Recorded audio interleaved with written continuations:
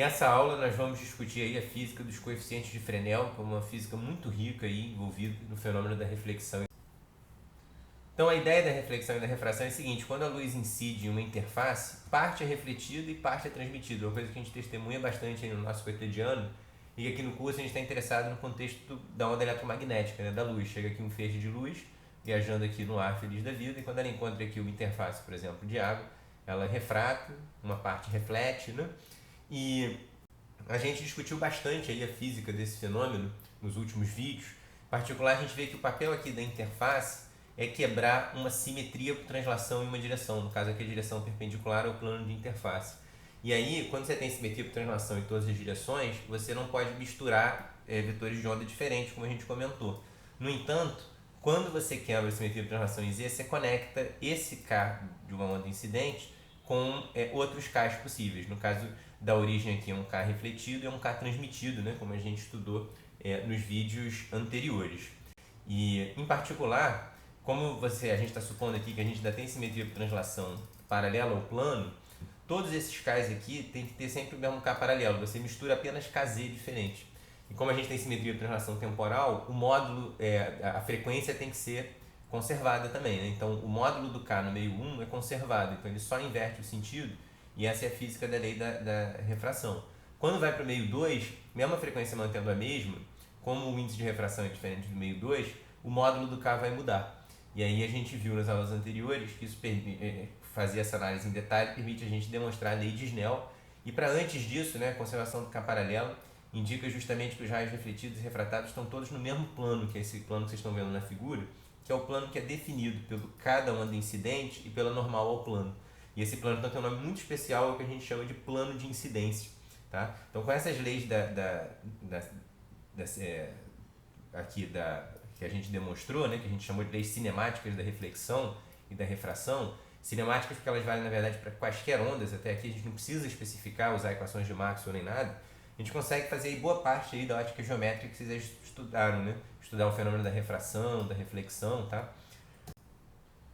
Porém, se a gente quer determinar aí o campo completo em cada ponto do espaço, em particular para poder responder perguntas, que fração da onda é transmitida, qual que é a fração que é refletida, qual é a polarização das ondas refletidas, transmitidas, aí a gente precisa de dinâmica. E aqui no nosso contexto, que a gente está estudando ondas eletromagnéticas, a dinâmica são as equações de Maxwell, né? E, na verdade, a gente, como discutiu no vídeo anterior, os campos, os exemplos aqui que interessam a gente, eles são transversos. Então, na verdade, tem 2 graus de liberdade, que são as duas polarizações. Aqui é o grau de liberdade da polarização. E o plano de incidência, ele sugere já para a gente uma base que vai ser interessante de trabalhar, que é a base justamente TE, que é a base na qual a gente tem aí o unitário de polarização perpendicular ao plano de incidência, e a base TM, né, que é um unitário de polarização que está no plano de incidência, e como ele é uma unitário de polarização, ele tem que ser perpendicular ao K, né? Sendo perpendicular ao plano de incidência, ele automaticamente já é perpendicular ao K, porque o K está no plano de incidência. A TM, aí você tem que tomar cuidado, você tem que diferenciar aqui, a TM da onda refletida vai estar numa direção, a TM da onda incidente vai estar em outra, né? Tá? E a grande conveniência de estudar, de usar essa base de polarização, é que a gente viu que se a onda chega só TE, por exemplo, a onda refletida vai ser puramente TE e a transmitida vai ser puramente TE. A gente viu isso por simetria. E no caso TM também, se o campo elétrico é puramente TM, ele vai ser o refletido puramente TM, o transmitido puramente TM. A gente viu no vídeo anterior, isso significa que essa base diagonaliza, tá certo, aí, o tensor de reflexão e de transmissão. Né? Por isso que ele é tão interessante, facilita aí bastante a nossa análise física. Né? E aí tudo que a gente tem que determinar são esses coeficientes aqui de proporcionalidade. Esse coeficiente aqui é qual é a fração do campo elétrico incidente que é refletido. Então, o campo elétrico incidente ele é um ETE, aqui a amplitude, né? A gente agora está aqui com um E refletido que é proporcional ao ETE, e essa constante de proporcionalidade é o coeficiente de reflexão que a gente chamou de TE, para destacar que é da polarização TE. E aqui tem o TE, o TTE, que diz o quanto transmite, e aqui a mesma coisa para a polarização TM, tá certo? Então, esses 4 coeficientes contêm toda a dinâmica do fenômeno da reflexão e da refração, e eles são conhecidos pelo nome de coeficientes de Fresnel. É esse que é o nosso objetivo aqui agora, vai ser justamente estudar a física desses coeficientes. E aí, só antes disso, vamos lembrar o seguinte: a gente obteve já as expressões para os coeficientes de Fresnel e para isso a gente fez algumas hipóteses sobre os meios que eu queria destacar aqui e relembrar, né? Primeiro, a gente supôs que os meios eram semi-infinitos. Então, a gente tem só uma interface aqui, é a única região que quebra a simetria por translação do problema e quebra só ao longo da direção do eixo Z, tá certo? Em x e y, a gente supõe que os planos são infinitos, tá? Isso foi importante, supor que os planos são infinitos aqui para obter as leis cinemáticas, mas lembra que basta eles serem infinitos na escala lambda, né? De fato, a gente usa a lei da reflexão para, enfim, o espelho de casa que não é infinito, né? O importante é a interface poder ser considerada homogênea nessa escala lambda, né? Numa escala grande comparada a lambda, tá? E para a onda luminosa, isso, quando a gente está no limite da ótica geométrica, isso é satisfeito por definição de ótica geométrica, né? Agora, a gente supôs também que os meios eram lineares, isso aqui também foi fundamental para a gente chegar nas leis cinemáticas, né? A gente supôs que os meios são isotrópicos, tá? Os nossos coeficientes de Fresnel supõem isso. Quem tiver curiosidade, eu posso passar material sobre o caso anisotrópico, é muito interessante também. A gente supôs que os meios eram homogêneos tanto espacialmente quanto temporalmente, tá certo? Exceto aqui, os meios separadamente. No meio 1 é homogêneo, no meio 2 é homogêneo. Aqui essa interface ela quebra justamente aí a homogeneidade do problema, né? A gente supôs que não tem dispersão espacial, tá certo? E tudo isso se manifesta nessas relações aqui. Ou seja, o fato de ser isotrópico significa que o D e o E são paralelos entre si, aqui em Fourier, né? Então esse epsilon é um escalar, no caso anisotrópico ele seria um tensor. Ele é função da frequência, que a gente tem dispersão temporal, ou seja, tem um atraso na resposta do material, não é instantâneo, tá? Mas a resposta é local. O campo elétrico em R vai influenciar o D apenas no mesmo ponto do espaço. Isso significa justamente o item 5 aqui, desprezar a dispersão espacial. E a gente supôs também meios não magnetoelétricos, então o D acopla só com E, ele não depende do B, tá? Do problema do campo magnético. Então essas foram as hipóteses que a gente fez aí para obter os coeficientes. E a gente, para chegar nas expressões dos coeficientes de Fresnel, supôs ainda que não tem cargas livres nos meios, os meios só tem carga ligada. E isso tudo bem, porque a gente sempre pode fazer essa escolha, tá? Mas aí justamente aqui, o mais natural para a gente fazer essa escolha é pensando que o meio 1 e o meio 2 são dielétricos neutros. Então todos os exemplos que a gente vai dar hoje, a gente vai estar, salvo quando explicitamente fizer menção em contrário, vai estar supondo dielétricos neutros, tá? E a gente vai também supor aqui meios não magnéticos. A gente na aula passada viu que não tem problema nenhum botar a resposta magnética, mas também para a frequência do visível, como a gente comentou em vídeos anteriores, tipicamente a resposta dos meios materiais é não magnético. Então eu posso considerar que o μ dos materiais é aproximadamente aí o μ0. Então com essas hipóteses a gente tem estes coeficientes de Fresnel. Então só frisando, a gente obteve também o coeficiente de Fresnel quando tem resposta magnética, mas para os exemplos que a gente vai querer aplicar, esses são os nossos coeficientes. Então tem uma física enorme aqui, imensa, que a gente vai discutir nesse vídeo. Então olha o que está aqui, ou seja, esse coeficiente de reflexão depende dos índices de refração dos meios, tá certo? Que são então para meios não magnéticos dado por essa expressão aqui, ou seja, entra a permissividade é justamente a resposta elétrica e linear que o material oferece, né? A proporção aqui entre o D e o E. Esse epsilon, na verdade, ele está em Fourier, a gente às vezes não especifica isso explicitamente, mas lembra que a gente está olhando aqui para um modo de Fourier especificamente, né? Esse epsilon muda em princípio quando você muda a frequência, essa é a dispersão temporal, tá? Aqui esses coeficientes estão em função do θ de incidência, que é uma coisa que você controla justamente por hipótese, é o dado do problema, é a condição inicial que a gente está dando aqui, o campo está chegando nessa direção, que faz um ângulo θi com a normal ao plano, então isso aqui é o ângulo de incidência, fica em termos do ângulo de transmissão, que a lei cinemática permite relacionar com o ângulo de incidência, tá? Então esses são os ingredientes. Agora vamos tentar, em cima disso, começar a tirar a física que está aí, né, nessas expressões. E só comentar ainda, eu falei para supor dielétrico linear, supor que a gente está sempre pensando aqui em dielétrico neutro, também pensar em dielétrico transparente, né? Esse é o caso que a gente vai estar mais interessado, então luz incidindo em vidro, em água e assim por diante. Depois a gente vai comentar outros casos em outros vídeos, tá? Então vamos começar analisando casos limites, que é sempre um caso bem rico aí para ganhar a primeira intuição física das expressões. Então, a primeira delas é a seguinte, imagina que a gente tenha N1 igual a N2. Ora, N1 igual a N2 significa que a gente está no limite homogêneo. Se o que quebrava justamente a simetria do problema de translação era a interface, é porque a gente está dizendo que o meio 1 e o meio 2 são diferentes. Para a resposta eletromagnética, o que é ser diferente aqui, por essas expressões que a gente está olhando? É ter N diferente. Lembra que se o meio fosse também magnético, não bastaria o N ser igual, teria que o epsilon e o μ separadamente seriam iguais. Vocês podem ver lá nos coeficientes de Fresnel que no caso magnético, além do N, aparece o Mi também, tá? Então realmente para ser idêntico aqui, tem que ter as mesmas respostas elétricas e magnéticas. Isso é que é ser homogêneo do ponto de vista elétrico. Em princípio, se você tivesse dois materiais, até de composição diferente, mas tivesse o mesmo epsilon e Mi, do ponto de vista eletromagnético é o mesmo material, tá? Na prática isso em geral não acontece, você muda o material, você muda o epsilon e Mi. Mas é para comentar aqui que o homogêneo pra gente, nesse contexto de materiais elétricos, é esse caso. Olha, então o que você espera no limite homogêneo? Que não tem interface, então o cara vai ter que passar sem refletir nem transmitir. É isso que a gente tem que obter. Primeira coisa, nota que nesse caso a lei de Snell diz que o ângulo de transmissão é igual ao de incidência, justamente, a onda não muda a direção dela, era o que a gente esperava justamente.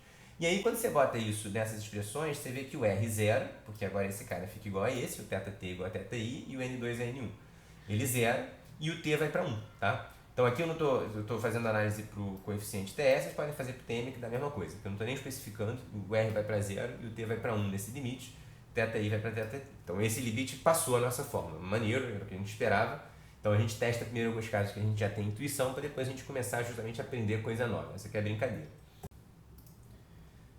Um outro caso muito rico é quando o N1 é muito menor do que o N2. Então agora o caso limite, pro limite oposto. A gente estava olhando o caso homogêneo, agora é um caso realmente totalmente bem heterogêneo mesmo.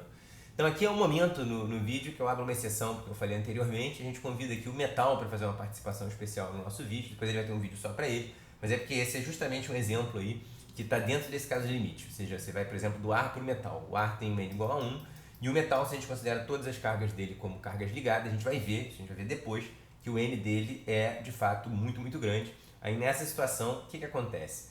Se o N1 é muito menor do que o N2, primeiro, quer dizer, esse termo daqui tem N1, esse termo daqui tem N2. Só que tem os cossenos que a gente tem que comparar também.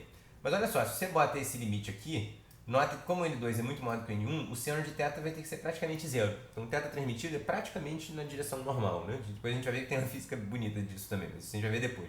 O ponto é que se o θ transmitido tem um seno zero, o cosseno dele é 1. Então o cosseno dele é o máximo que pode ser, esse N2 é gigantesco. Moral da história, esse termo não importa, a razão dá menos 1, tá certo?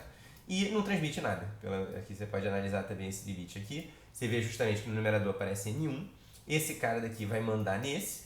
Para a razão, ele vai ficar muito maior, a transmissão vai para 0. Ou seja, não transmite nada. Nossa intuição física de metal mesmo. Reflete super bem, tá? E não passa praticamente nada. Ele é opaco e um ótimo refletor. Não é à toa que a gente faz espelhos aí, tipicamente, usando metal.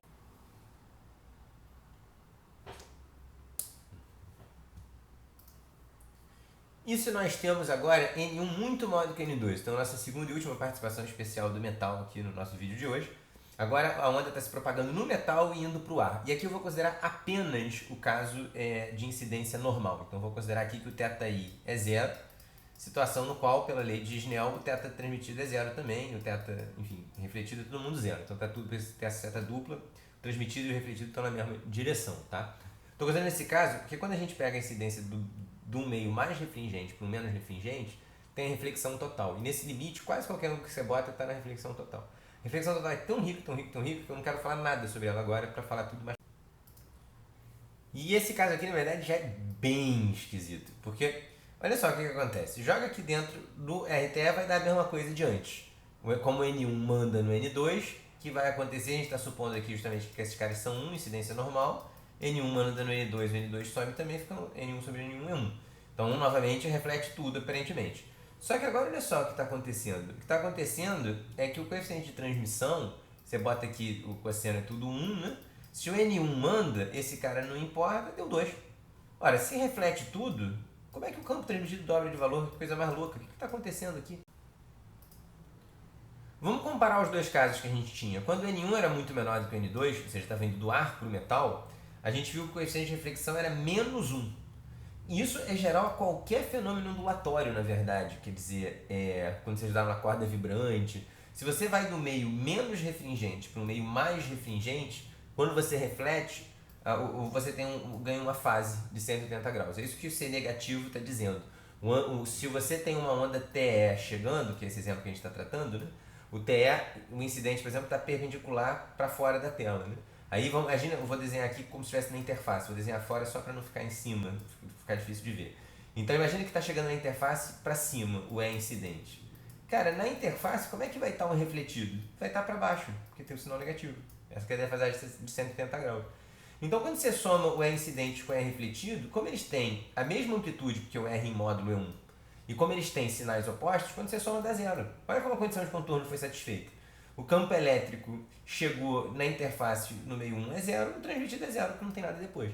Só que agora, olha o que acontece, de novo, totalmente geral, totalmente acontece com qualquer onda, vai daqui agora do meio mais refringente para o menos refringente, vai do metal para o ar. O que acontece? Se a onda está chegando, por exemplo, aqui na interface para fora, o refletido tem a mesma amplitude, indicando aí que está refletindo tudo, só que agora tem o mesmo sinal, então a onda refletida também está para cima. Ora, a condição de contorno exige que o E paralelo tem que ser contínuo. Aqui do outro lado tem que ter 2 vezes o campo, é isso que esse 2 está indicando. E aqui eu estou destacando que é o TTE, nos outros eu não estava botando isso, porque se fizer para o TM, o R vai para 1 também, mas a transmissão vai para um outro valor, também diferente de zero. Vocês podem fazer a conta, façam o teste, façam lá o exemplo. A física vai ser muito parecida, mas muda o valor, por isso que eu estou destacando aqui que esse é o TTE. Então, por condição de contorno, você vê de fato que a gente não fez a análise errada da conta, a gente nem fez a conta errada, tá vendo? Porque esse nosso argumento aqui é bem geral, se chegou assim, tem que sair 2 vezes.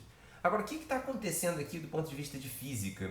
Será que reflete tudo, mas o campo transmitido da aula de valor tem uma coisa errada aqui? Não, essa frase está certa, mas tem que tomar cuidado com isso.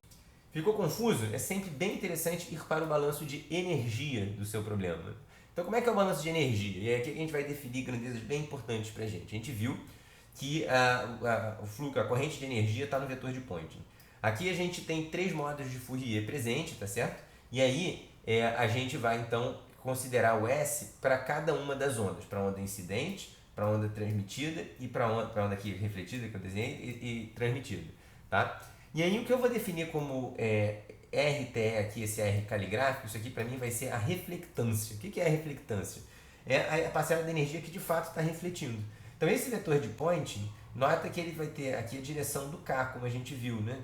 Então, como ele tem a direção do K, ele vai estar nessa direção daqui, tá certo? Então, a reflectância é quanto de energia que você está transportando perpendicular à placa. Porque a parte paralela, enfim, ela não muda justamente, né? Aqui, então, o que está refletindo, né? A potência que está sendo aqui carregada pela onda refletida, eu vou definir como sendo o valor médio do vetor de Poynting, né? A média temporal, que é o que vai ter a ver com a intensidade, e escalar n chapéu, que é o unitário perpendicular ali à interface, né? Que no nosso caso eu usei chapéu.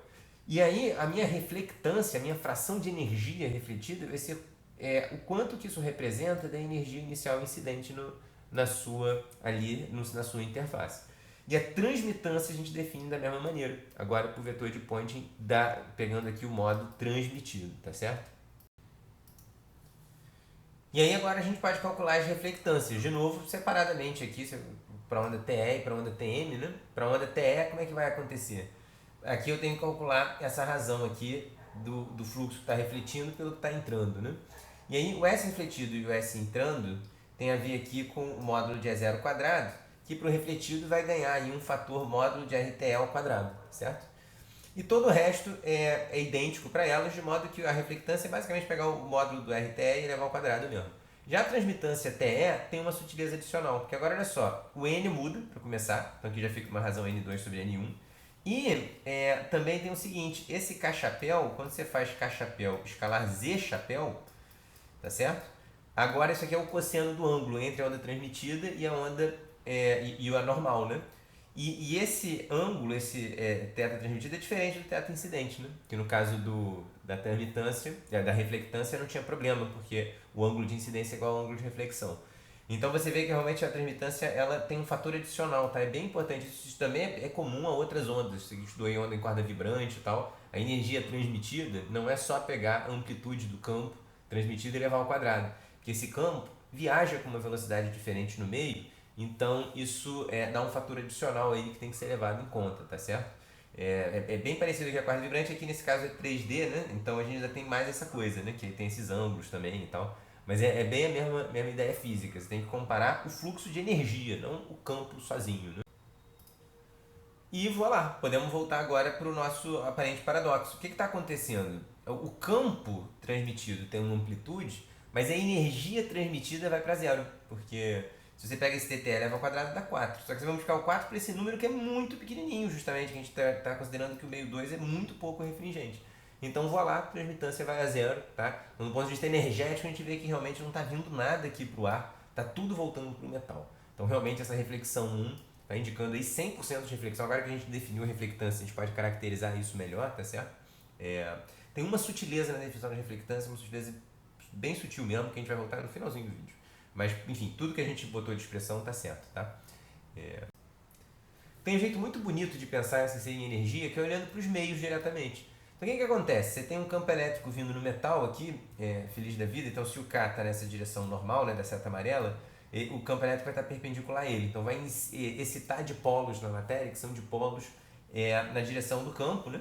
E aí, esses dipolos aqui que estão no metal, eles vão ser um dipolo de unidade de volume, que é o Q1 do metal, vezes o campo incidente. Já no meio 2, o que a gente vai ter é agora Q2 vezes o campo transmitido. Embora o campo transmitido seja 2 vezes o incidente, esse Q2 é muito pequenininho comparado com o Q1, por isso que o índice de refração do 1 é tão grande, né? E aí, você tem que, então, essa razão é zero, ou seja, você vê que realmente esse 2 que aparece aqui para salvar as condições de contorno, ele não traz dor de cabeça de física, porque não tem fluxo de energia sendo transmitido e fisicamente, quer dizer, se você olhar para o material, a contrapartida material disso é dizer que os dipolinhos praticamente não são induzidos. Estou desenhado aqui, mas na verdade é até fora de escala, né? Quer dizer, na prática, os dipolinhos aqui não estão excitados, né? Então, assim, é uma razão muito, muito pequena, né? Tá?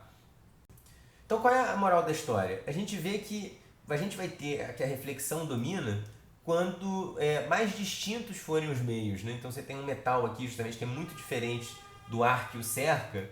Aí, realmente, a gente está no meio, numa situação aí que reflete muito, transmite pouco, que é bem aí que a gente vê da física dos metais, né? Que a gente olha para a esfera metálica e a gente vê bem aí o que está acontecendo. Se a esfera não estiver polida, ainda reflete muito bem, mas aí não forma imagem muito bem, porque é reflexão difusa, como a gente viu em vídeos anteriores. Agora, se a gente está num regime aqui, realmente, em que o meio varia muito pouco, aí reflete muito pouco. Ou seja, o poder de refletir é o quão heterogêneo é o meio, que até às vezes quão diferente, né, são os meios que incidem. Então, ir do ar para o metal reflete muito. Agora, isso é bem o que acontece mesmo em qualquer fenômeno ondulatório também. Isso também é bem geral, é a questão do casamento de impedância, né? Se as impedâncias dos meios são muito diferentes, reflete muito. A gente poderia parametrizar essa discussão, tudo que a gente fez em termos de impedância. Enfim, não vou fazer isso aqui, mas a física que importa é essa. Se o índice de refração varia pouco, então essa daqui é uma maneira de medir, né, esse coeficiente. N1 menos N2 sobre N1 mais N2 é uma medida do quanto que mudou o índice de refração relativo que é em cada um, né? Aí você tem uma situação que a refração domina, e aí isso, por exemplo, é o domínio justamente aqui, por exemplo, da miragem, né? Você tem que o índice de refração varia, se você está num dia muito quente, o chão está muito quente, lá em cima tá frio, aí o que acontece é que o índice de refração ele vai variar com a altura, mas varia continuamente. Continuamente é o jeito mais suave de variar possível. Então você vê que o raio faz uma curva, mas não tem reflexão, né? O que você tem é basicamente aí uma curvatura no raio de luz, né? Tá? É uma física bem, bem bonita já, que a gente já capturou. Agora, até aqui a gente basicamente ficou brincando com os N's, né? Mas agora, para andar N1 N2, também é interessante ver como é que a física varia quando a gente muda o ângulo de incidência. Tem muita discussão bonita aqui. Então, daqui para frente, agora realmente a gente sempre vai estar com o dielétrico transparente em mente, tá? Então, transparente aqui para a gente vai significar que o N1 e o N2 são números reais. A gente vai ver que quando a gente está perto aí de absorção e tal, e aí já tem que tomar cuidado que o N fique imaginário. A gente vai estudar isso em aulas mais pra frente, mas pra gente aqui o N1 e N2 são números reais, tá ok? E aí, quer dizer, é difícil a gente olhar direto para essas expressões aqui e, enfim, ver o que tem dentro delas. O mais rico é a gente fazer aqui um gráfico do que está acontecendo, dos coeficientes como função do ângulo de incidência. Então, eu vou estar mudando o θi, tá? Então, lembra que o θt é determinado a partir do θi por original. Então, a única coisa que está solta aqui nesses coeficientes, para um dado N1 e N2, é o ângulo de incidência. A gente vai fazer esse gráfico. Esse gráfico, ele depende justamente de quem é maior. A gente vai primeiro considerar que o N2 é maior do que o N1, então a gente está considerando a incidência do ar no vidro. Então, está indo do ar para o vidro, tem uma parte refletida, uma parte transmitida, é isso que a gente vai querer analisar. Esse gráfico, ele está usando uma notação alternativa aí, que é comum também na literatura, para polarização. O RS, o S indica que é TE. Então, essa linha azul pontilhada foi obtida fazendo o gráfico que eu estou circulando agora, o RTE, tá certo? Como função do θi. Já o RP vermelho, que está em vermelho, é o Rθm justamente, tá certo? E a mesma coisa para os T's. Tá? Então, primeira coisa para a gente olhar aqui no gráfico é interessante. Quando você chega em 90 graus, reflete tudo. Ó, a reflexão foi para -1, tá? E os T's foram para 0, tá certo? E aí, a gente tem aqui justamente que esses R's vão estar aqui em oposição de fase, né? Tá ligado aí com o que a gente discutiu anteriormente. A gente está indo aqui justamente do meio menos refringente para o mais refringente. E isso é uma física que a gente tem intuição de fato. Se você olha, por exemplo, uma reflexão no lago, quando você olha para rasante, ou seja, você olha lá, perto lá, assim, longe dos seus olhos, lá perto do horizonte, você vê muita reflexão. A reflexão domínio você quase não vê realmente nada, tá certo? Então a intuição é que se o raio chega bem rasante, ele basicamente, praticamente reflete. De fato, o limite de 90 graus é um limite que não tem nem incidência, né? Ele está viajando paralelo aqui à interface, né? Então ele fica sempre meio 1 e não vai para meio 2. Então é bem intuitivo fisicamente que vai aqui realmente para reflexão completa, né? Quando você vai para o θ de incidência igual a 90 graus. É bem intuitivo. É isso que esse gráfico daqui, a primeira coisa desse gráfico que chama a atenção. Então esse gráfico está sendo feito para vida, então N relativo é 1.5, mas se vocês plotarem para razões diferentes, vai dar basicamente tudo que eu falar aqui vai ser geral, independente do N, desde que o N2 seja maior do que o N1. Depois a gente vai analisar um outro caso. Mas a gente vai ficar bastante tempo com esse gráfico daqui, tem muita coisa aqui para a gente discutir. E aí vamos olhar agora para a polarização TE, que aí a gente vê direto o seguinte, para a polarização TE, o módulo do R sempre aumenta com ângulo. Então você vê que é bem essa intuição que a gente falou, que lá quando chega em 90 graus reflete tudo, mas também é verdade que em θ igual a 0 é quando reflete menos, né? E isso justamente está ligado com aqui, a nossa experiência cotidiana mesmo. Chega numa piscina, olha para baixo, você tipicamente vê o seu pé, transmite bem, né? Ainda assim tem aqui uma reflexão 0.25, né? Mas é de coeficiente de Fresnel. Então você vai ter aí uma reflectância que é o quadrado disso, 1 sobre 16. Reflete um pouquinho, mas você vê que 1 sobre 16. Então tem 15 sobre 16 está passando, está transmitindo, tá? Então realmente uma característica aí bem importante que a gente está vendo aqui para onda TE bem direto. Cara, só que para onda TM tem uma coisa bem esquisita, porque a amplitude do RP vai diminuindo também, mas lembra que para energia o que importa é o módulo. Então aqui ele também reflete pouco aqui em θ igual a 0, mas quando você vai aumentando θ, ele vai refletindo menos. O oposto do que acontece com a polarização TE. Inclusive, olha que coisa maluca, tem um ângulo aqui tracejado que não reflete nada. Esse é o chamado ângulo de Brewster. O ângulo de Brewster, a polarização TM, simplesmente transmite tudo. Transmite absolutamente tudo. A amplitude da transmissão aqui não está 1, mas lembra que a energia transmitida tem um fator ali, tá? Depois, daqui a pouco a gente vai falar de energia melhor. Mas enfim, realmente aí é uma característica muito curiosa. E a gente pode ver isso direto aqui na nossa expressão. O RTM, ele zera quando esta condição daqui é satisfeita, tá? E vamos interpretar melhor o que está acontecendo.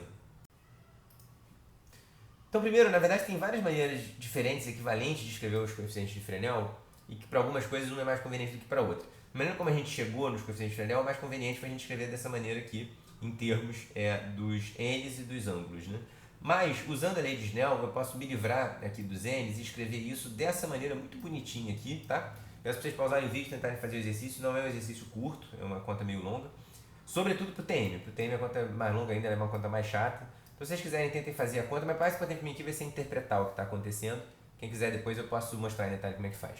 Mas escrevendo dessa maneira a conta, olha que coisa interessante que a gente tem. Se a gente quer que o R tenha N zere, a primeira coisa que você fala vou zerar o numerador.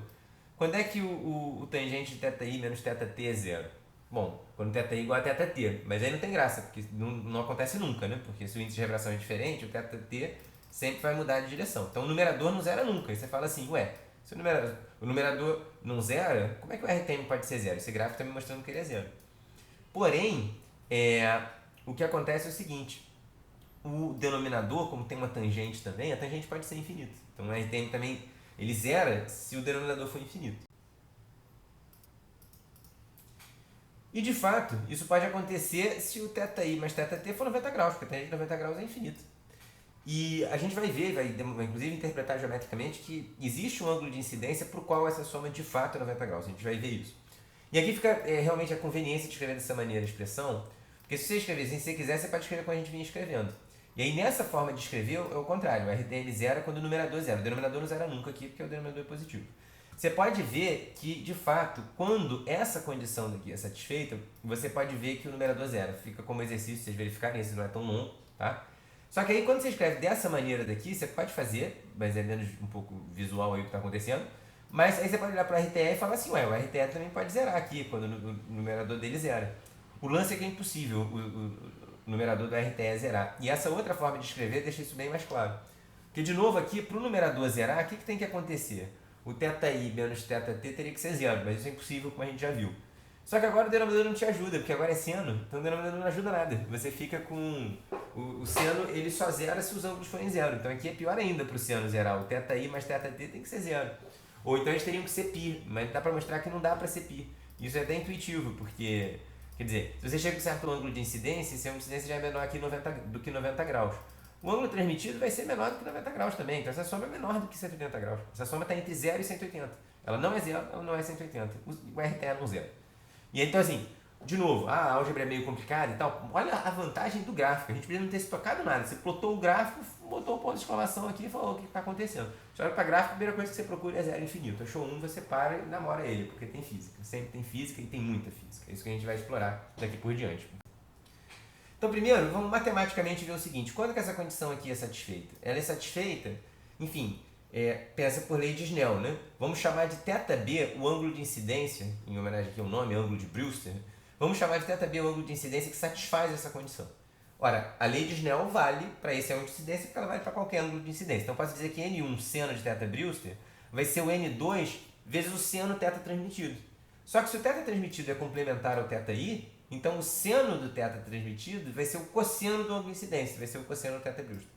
Então você vê realmente que o tangente θ Brewster tem que ser essa razão N2 sobre N1. Então a gente agora tem, e a gente agora prova que de fato existe esse ângulo. E qualquer que seja a razão N2 sobre N1, vai ter um ângulo cuja tangente dá N2 sobre N1. Porque a tangente, diferente do seno e do cosseno, ela vai de menos a mais infinito. Ela pega todo mundo ali. N2 e N1 é real, então a gente vai pegar esses caras em algum lugar. Tá tranquilo, sossegado, tá? Agora, o que é interessante é o seguinte.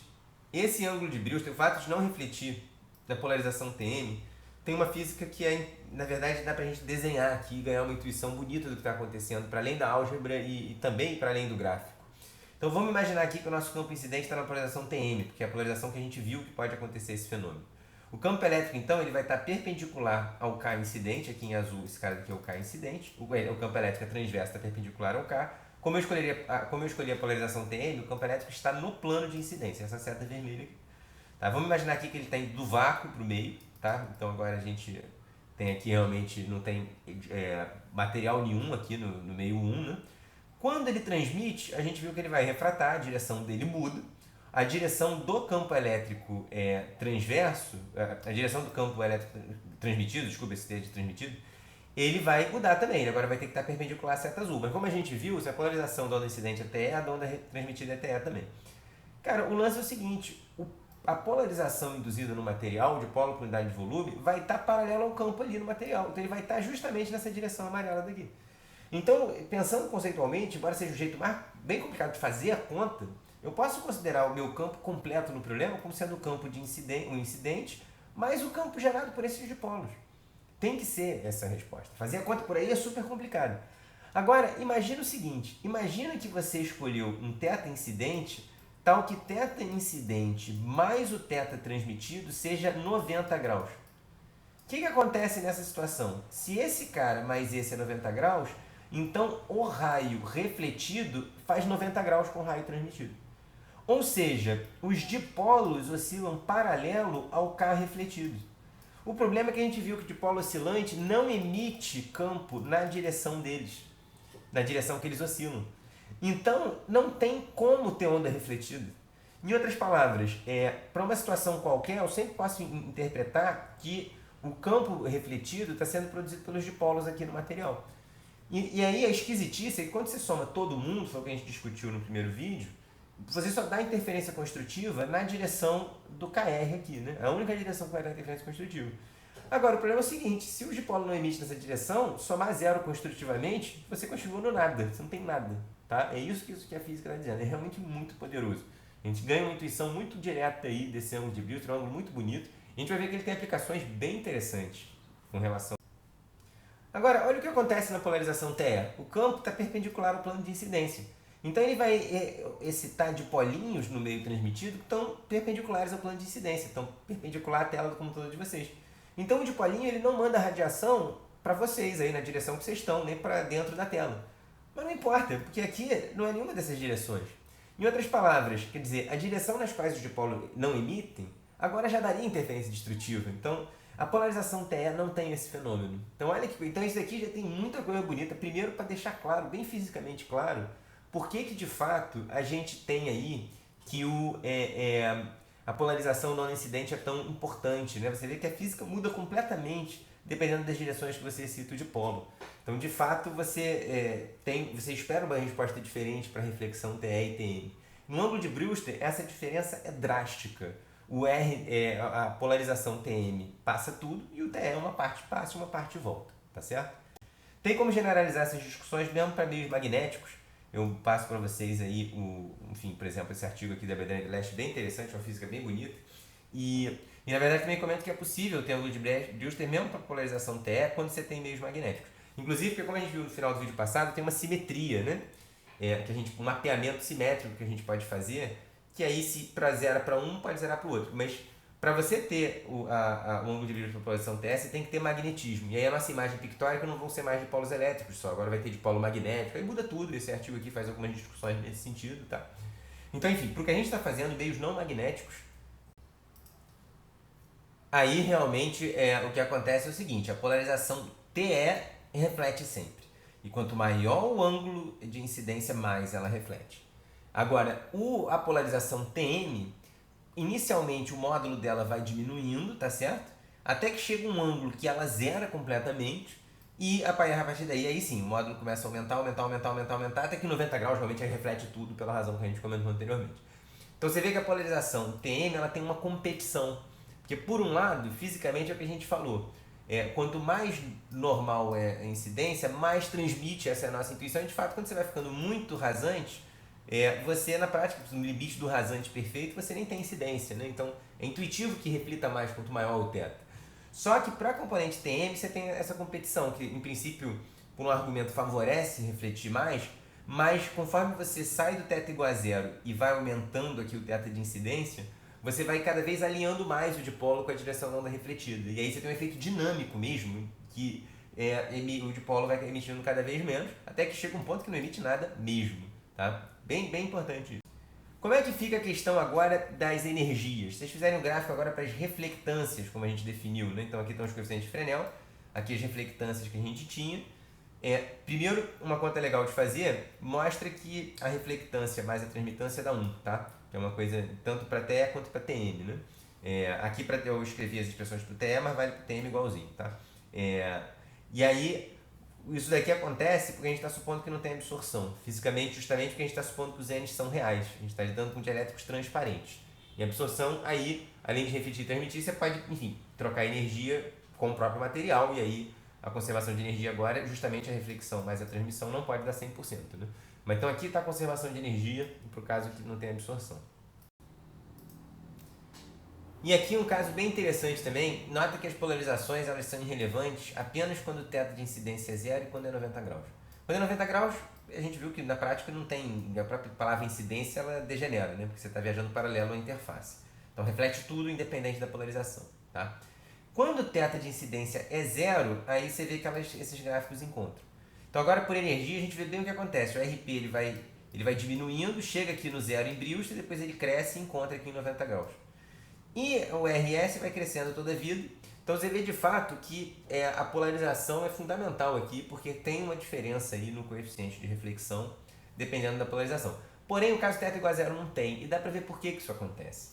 Se você tem incidência normal, esse caso tem simetria azimutal. Degenera a ideia de plano de incidência nesse caso, porque agora o K de incidência é paralelo ao Z chapéu. Então, rodar em torno do eixo que tem aqui o K de incidência, isso é uma operação de simetria do problema. Então, o TM e o TE não podem ser diferentes nesse caso, e é isso que essa física daqui está mostrando. Tá certo? Nota que tem uma sutileza quando a gente fala em termos da amplitude. Né? Se você olhar no gráfico anterior, as duas têm o mesmo módulo, o RTE e o RTM, mas os sinais são diferentes. Mas esse sinal não tem física, né? Nesse caso, porque o lance é que isso é uma simetria como eu defini o ETM. Nota que o ETM a gente definiu de maneira que o produto vetorial com ETE dá sempre o K-chapéu. Então na onda refletida o ETM está para a esquerda, na onda transmitida ele está para a direita. O campo, se você pegar o campo refletido, que é o coeficiente de reflexão, e multiplicar pelo campo incidente, ele é o mesmo para θ igual a zero nos dois casos, tá certo? Tá bom? Então isso é uma coisa aí importante. Agora, uma vez que a polarização então é relevante para todos os ângulos, que não os dois casos extremos, a gente vê que a análise de polarização também vai ser muito rica e é isso que a gente vai começar a fazer. Então a gente primeiro vai supor que a polarização incidente é uma polarização linear. Então o que significa isso aqui nesse contexto? O nosso campo incidente é uma superposição de um TE e de um TM, a gente está fazendo nesse caso geral, tá? E aí o ETE sobre ETM eu estou supondo que é um número real, ou seja, essas duas contribuições estão em fase. Então o que significa, como a gente viu lá no início do curso, que esse campo de incidência ele vai ficar vibrando ao longo sempre da mesma reta. Então essa seta com duas cabeças, que o campo fica oscilando entre essas duas direções harmonicamente, ele fica oscilando para sempre aqui nessa direção daqui, tá certo? E aí a graça agora é o seguinte, eu quero saber qual é a polarização da onda refletida. A onda refletida, a matemática que a gente trabalhou antes, é basicamente, quer dizer, linearidade. Se a componente TE ganha um coeficiente RTE e a componente TM ganha uma componente RTM, é só superpor as duas. Só que aí é que tá, aqui é muito profundo agora superpor as duas, porque essas amplitudes são diferentes. Então o que vai acontecer? Sim, você tem justamente que vai continuar linear, porque o RTE e o RTM são ambos reais. Então se inicialmente a razão entre as amplitudes da incidente é um número real, a razão entre a amplitude da onda refletida vai ser também um número real. Só que o número real é diferente. Em particular, nota que reflete mais da componente TE do que da componente TM. Então, o que acontece é que agora a componente TE da onda incidente ela é mais refletida. Então, isso vai pegar o vetor R e vai girar. Então, se você joga aqui, e aqui tá dizendo, você joga aqui uma onda incidente, tá? Que está aqui numa direção que não é nem TE nem TM, tem uma componente das duas aqui. E aí você joga na interface, quando volta, realmente o que você observa é que o campo elétrico, a direção de polarização gira, tá certo? Mas é isso, linear foi em linear. O único caso que não gira é se você realmente jogar a onda puramente TE. Aí foi o caso que a gente viu realmente que ela volta puramente TE até por simetria. E se jogar puramente TM. E isso é esperado justamente, foi por isso que essa base é tão especial, que a gente pode apreciar o quanto que ela é especial. Porque realmente outras direções que você joga, quando volta, ela volta. Um outro caso bem interessante é de polarização circular. Aí na onda incidente, a razão do TE pelo TM é mais ou menos I. O sinal é só para dizer se gira para um lado ou para o outro. Mas olha só, o I, primeiro, justamente, se você quiser pensar em número complexo, esse I daqui na representação de hora é 1 elevado a π sobre 2. Então uma defasagem de 90 graus. E o módulo desse cara é 1. Então eu tenho a mesma proporção de TE e TM. Então aí dá um círculo bonitinho aqui, como a gente viu lá no início do curso. Cara, o que acontece na onda refletida? O RTE e o RTM são reais. Então a razão continua tendo uma fase de 90 graus, só que agora a amplitude não é mais, o módulo dessa razão não é mais 1 para onda refletida. Para incidente era, para refletida não é. Então agora vai ser uma elipse. E esse eixo da elipse predominante vai ser o eixo TE, porque a gente viu que reflete mais TE do que TM, né? Tá certo? Nos gráficos anteriores a gente viu que TE é privilegiado e a gente agora tem a interpretação microscópica do que isso acontece lá com os dipolinhos, né? E aí, considerações totalmente análogas vocês podem fazer para a onda transmitida, tá? Bem análogas mesmo. Agora, um caso bem interessante de analisar é o Brewster, que a gente já discutiu bastante, né? Que é o cara realmente aí que discrimina bem as polarizações, se comporta bem diferente. Então imagina que você manda, por exemplo, aí, uma onda com polarização circular. Cara, se o ângulo está próximo ao do Brewster, começa a voltar quase que tudo da onda refletida na direção TE. Então essa elipse ela vai realmente achatando aí, vai ficando com uma excentricidade aí bem grande, né? E aí, o que vai acontecer no limite do θ igual a θ de Brewster? Cara, só reflete o TE. Então agora a onda é puramente TE. O TM passou todo, porque os dipolinhos não fortaleceram nessa aí. Deixaram na mão, passou tudo e a onda ficou puramente TE. Então olha que interessante, se você joga uma onda circularmente polarizada ou elipticamente polarizada, qualquer que seja a polarização que você mande a onda, no ângulo de Brewster, ela volta linearmente polarizada TE. Então isso significa, se você joga a onda inicialmente linearmente polarizada inclinada, ela gira e volta perfeitamente TE. É o caso limite do caso que a gente tinha feito anteriormente. Tá? Então, e aí um caso muito interessante é agora a gente supor que a nossa onda incidente é não polarizada. Então a representação pictórica é isso, a gente discutiu o que isso representa lá no início do curso, né? E aí, no fundo, você pode pensar, se você quiser fazer a conta, a gente fez também na aula de espalhamento, que eu não vou fazer, é basicamente você fazer médias, considerando que o campo incidente está em todas as direções que ele possa estar. Então essas setinhas aqui, elas estão desenhadas em todas as direções, mas sempre perpendiculares a cá, tá? Cuidado, o desenho tá meio perigoso. O que acontece quando ela está incidindo? Ela é não polarizada, isso significa que se você botar um polarizador em qualquer direção, passa 50%. Justamente ela é perfeitamente não polarizada. Agora olha que bonito, quando reflete, ela é parcialmente polarizada. E ela é parcialmente polarizada perpendicular ao plano do papel, porque a TE ela reflete justamente mais, como a gente viu, né? E aí, por refletir mais, se você tem a mesma quantidade aí inicialmente de onda incidente, TE e TM, a refletida vai ter agora uma desproporção aí, tá? Então, por exemplo, os óculos escuros usam isso um pouquinho, né? Alguns óculos escuros para justamente você quer blindar a luz que vem do sol, ele blindar assim, você quer bloquear um pouquinho, mas você quer continuar vendo os objetos na sua frente. Como o mundo é predominantemente horizontal, próximo a gente, a onda que volta, ela volta parcialmente polarizada aí, tipicamente perpendicular ali a esse plano de incidência, né? E aí você basicamente filtra a outra componente, deixa a componente das coisas que você quer ver passar mais, né? Então, e a onda transmitida ela também é parcialmente polarizada, tá certo? Mesma razão. E no ângulo de brilho acontece uma coisa muito interessante. Porque se você joga uma luz não polarizada, o que reflete está perfeitamente polarizado. É uma forma de você polarizar aí por reflexão, né? Enquanto que a onda transmitida ela está parcialmente polarizada. Porque tudo bem, a onda TM ela passou toda, mas a TE também passa um pouco. Então ela fica parcialmente polarizada, só que aí a transmitida fica parcialmente polarizada TM. E a refletida é perfeitamente polarizada. Então, isso é bem rico aqui a nossa volta, realmente. Se vocês brincarem aí, forem andando na rua com polarizadores, vocês vão ver que, enfim, tem polarização nos lugares mais curiosos, e justamente por isso, a interação da luz com a matéria, mesmo para a luz que vem do Sol, que é não polarizada, as reflexões e refrações, elas acabam aí trazendo uma polarização parcial. É bem bonita aqui a física envolvida, e quem quiser depois pode matematizar na linha do que a gente fez na aula de espalhamento.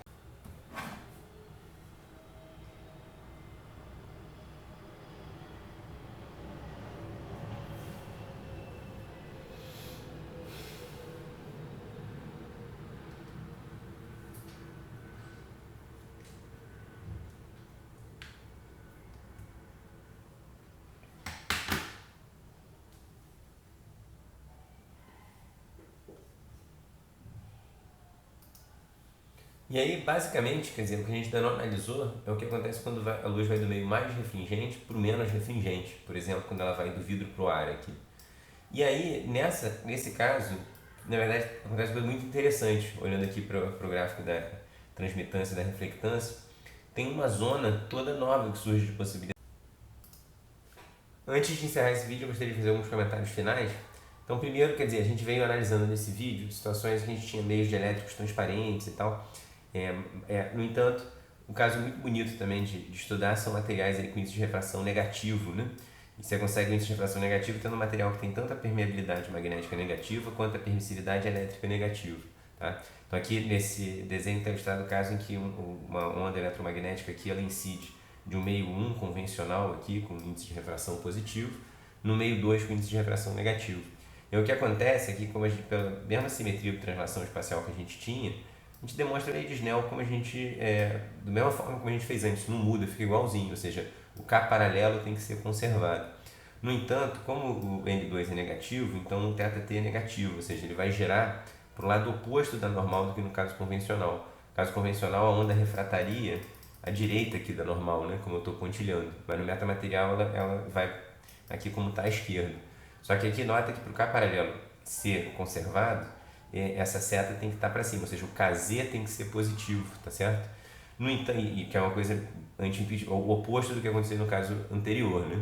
No entanto, se vocês calcularem o vetor de Poynting, como a gente fez aí nesse vídeo, nos vídeos anteriores, vocês vão ver que o vetor de Poynting no metamaterial ele está paralelo a menos K-chapéu. Quer dizer, o fluxo de energia ele está aqui bem no sentido esperado. Então, aqui nessa imagem não está representando a refletida, né? Só está representando a incidente e a transmitida. E o vetor de Poynting, de fato, a energia está fluindo nesse sentido. No entanto, a energia está fluindo no sentido oposto ao qual as frentes de onda estão viajando, né? Que as frentes de onda vão no sentido do vetor K, né? Então tem uma física muito bonita aqui e que a gente pode abordar do mesmo jeito que a gente fez, tá? Ao longo desse vídeo todo. Se a gente fizer ali com cuidado, aplicar as condições de contorno direitinho, fica tudo consistente. Então, mas aí tem esses cuidados aí que tem que tomar. Aqui é esse modo que está presente, tá certo? Esse cada aqui que está presente. Quem quiser depois eu posso passar referências e o legal é que dos últimos anos se conseguiu sintetizar materiais em laboratório, materiais que, enfim, não estão presentes espontaneamente na natureza, que são chamados de metamateriais, mas materiais que têm essa característica, né, de ter o índice de refração negativo. Então tem várias aplicações bonitas. Quem quiser depois eu posso passar referência e comentar um pouquinho. A segunda coisa que eu queria comentar é que tem uma enorme sutileza aqui quando a gente definiu a reflectância, que é na intuição que a gente falou antes, quer dizer, tem aqui a interface, tem aqui a normal, a interface. Se você quer saber aí, em termos do fluxo de energia que está sendo refletido, que está sendo transmitido, a gente está interessado justamente em pegar aí a componente da corrente de energia perpendicular à interface, você está associado com essa energia cruzando, né? Ou sendo refletida de um meio para o outro. Então a gente definiu como sendo pegar aí a componente ao longo de n chapéu do S devido à onda refletida e ver que fração isso representa da onda incidente, né, fluindo ali na direção n chapéu, na direção perpendicular à interface. Então essa é bem a intuição física da fração justamente de energia que é refletida. Só que tem que tomar muito cuidado, porque o vetor de Poynting ele é quadrático nos campos. E aí, se você quer saber o vetor de Poynting aqui no meio 1, tem que levar em conta que o campo elétrico no meio 1 tem uma parte incidente, tem uma parte refletida, né? Então, em princípio, eu tenho uma soma aqui de dois campos ali em cada ponto do espaço. E para o campo magnético é a mesma coisa. Então, quando a gente faz o E vetor B, tem na verdade quatro termos, né? Um que de fato envolve só o E incidente e o B incidente, que é o que a gente está chamando do vetor de Poynting incidente. Tem aqui o vetor de Poynting refletido, porém nós temos termos cruzados, tá certo? Então aqui a interferência justamente entre refletido e incidente. Então isso é uma coisa importante, mas acontece o seguinte, vocês podem mostrar, calcular explicitamente, escrever cada um desses caras e mostrar que esse termo aqui do vetor de Poynting, quando você faz o produto escalar com n chapéu, ele zera.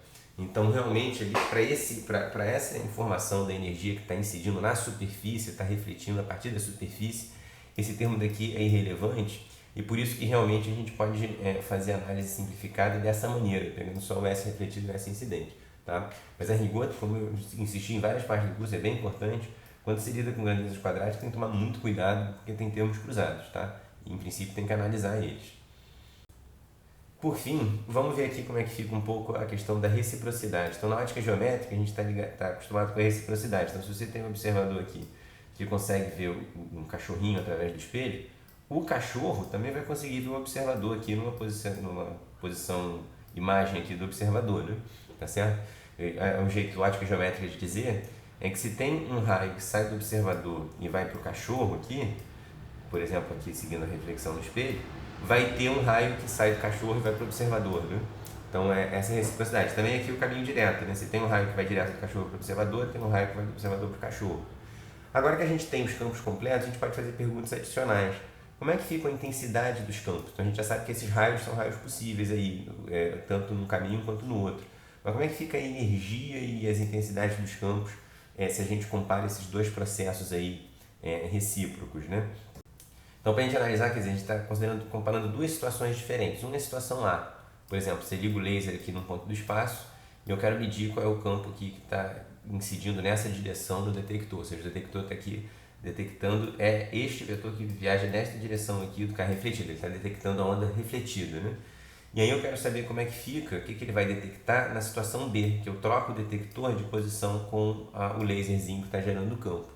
E aí a gente pode fazer essa comparação a partir justamente das expressões que a gente tem para os coeficientes de reflexão e para a reflectância que permite a gente calcular a fração de energia refletida, né? Então aqui a reflectância no caso geral tem que decompor o campo, né, na parte T e na parte TM, então façam um cálculo e verifiquem que no caso geral fica dado por essa expressão daqui. E aí, como é que é o campo na situação A que chega no detector? Vai ser esse campo refletido aqui que a gente está interessado, né?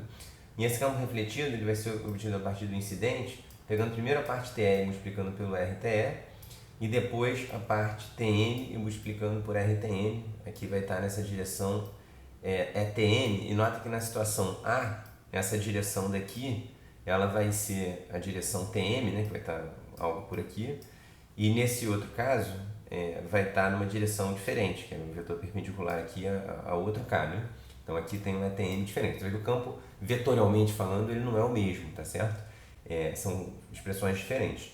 No entanto, o RTE e o RTM que aparecem aqui no caso A e no caso B são as mesmas expressões, porque nota que para essas expressões aqui, se você estiver ali considerando que o ângulo de incidência nas duas situações é a mesma, e se a gente está querendo comparar a situação recíproca, ela de fato vai ser a mesma, porque, enfim, sempre reflete por ângulos iguais, e aí se simplesmente o detector veio para a posição do laser e o laser veio para a posição do detector, então esse ângulo de incidência vai ser exatamente o mesmo, né? Então essas expressões são iguais, de modo que, considerando que na situação A e na situação B o campo incidente é o mesmo, e essa é a hipótese para ser recíproca, eu estou trocando o laser, mas é o mesmo laser que está emitindo, né? Aí você vê que realmente a reflectância é a mesma, então a energia que chega é a mesma, tá certo? Embora o campo ele não pode, claro, ser o mesmo, até porque a componente TM, como a gente falou, está em direções diferentes, mas em termos de energia, a energia é exatamente a mesma energia que está chegando. Para a onda transmitida, a situação é um pouco mais sutil, quer dizer, porque agora na situação A eu botei o laser numa posição, o detector dentro agora do outro meio. Aí a luz do laser vai refratar para o outro meio e vai pegar aqui o detector. A situação, quando agora considera a situação recíproca, o que vai acontecer é o seguinte, a luz do laser vai incidir, agora o ângulo de incidência corresponde ao θd da situação anterior, mesmo θt, né? E o ângulo de refração agora, se você olhar pela lei de Snell, vai ser o mesmo θi. Então, é o que a gente viu na ótica geométrica, né? O raio segue justamente o caminho recíproco, tudo bonitinho. Só que aí, portanto, quer dizer, se a gente quiser usar os coeficientes que a gente tinha para comparar a situação A e a situação B, essa situação B, a gente vai pegar o coeficiente do A e a gente vai trocar o N1 por N2 e vice-versa, e o θi por θt. Se você olha para as expressões do T, você vê que isso muda o T. Porque quando eu troco N1 para N2 e θi para θt, esse termo vai nesse, e esse termo vai nesse, então o denominador fica igual, mas o numerador muda, tá certo? Então isso mostra que o campo na situação A que chega ali no detector vai ter inclusive uma amplitude diferente do campo que chega na situação B, diferente do que aconteceu no caso da onda refletida, né? Podia mudar de direção, mas a amplitude era a mesma, né? Agora, de novo, se a gente quiser comparar as energias, aí fica tudo ok. Se vocês pegarem as expressões de transmitância que a gente botou no início do vídeo, vocês vão ver que a transmitância, tanto para o caso TE quanto para o caso TM, é simétrico pelas trocas simultâneas dos índices de refração e de θi por θt. Tá? Então você vê que a reciprocidade que se verifica na ótica geométrica, ela é inclusive fortalecida aqui no cálculo eletrodinâmico em termos da energia. A energia é realmente a mesma nas duas situações. E por fim, uma coisa muito rica de analisar é a questão da reversão temporal. A gente sabe que a nossa teoria tem simetria por reversão temporal, de modo que os nossos resultados têm que ter essa simetria. Então, considera uma situação A que chegou aqui uma onda, estou colocando ela TS, vocês podem fazer para o TM, que é a mesma coisa. Aí essa onda TE incide no meio 1 para o 2 e vai refletir aqui com essa amplitude, RTE vezes ETE. E vai transmitir para o meio 2 com essa outra amplitude daqui. Então, o que é passar o filme ao contrário? Olha o que vai acontecer. Agora, se você passa o filme ao contrário, na interface que separa o meio 1 do 2, estão chegando duas ondas. Está chegando uma onda aqui com essa amplitude, vou chamar essa onda de onda Azinho, por exemplo. E está chegando essa onda daqui, tá certo? Com essa amplitude daqui que eu vou chamar de Bzinho. Então, mostrar que tem reversão temporal corresponde a mostrar duas coisas que com os nossos resultados de Fresnel vocês podem verificar explicitamente, fica aí como um exercício. A primeira coisa que tem que mostrar é que a composição da onda B que transmite do 2 para o 1, somada aqui com a onda, a contribuição da onda A que reflete quando bate na interface, essa soma dessas duas coisas tem que dar o ETE. Tá? Mas não é isso só que tem que mostrar, porque nota que essa onda A ela vai transmitir para o meio 2 aqui numa direção refratada satisfazendo Snell. E essa mesma direção também vai ser alimentada por uma parte da onda B que reflete da interface do 2 para o 1. Ora, esse canal não está presente aqui na situação A. Então, na verdade, para ter simetria por reversão temporal, tem que mostrar que esse canal aqui corresponde a uma interferência destrutiva. Ou seja, a contribuição de A que transmite para o meio 2 e a contribuição de B que reflete, somadas tem que dar uma interferência destrutiva, tem que dar zero. Com os coeficientes de Fresnel que a gente tem, dá para mostrar isso explicitamente, fica aí então esse exercício. Então isso encerra esse vídeo, tá? Qualquer dúvida leve para o nosso encontro presencial. Obrigado.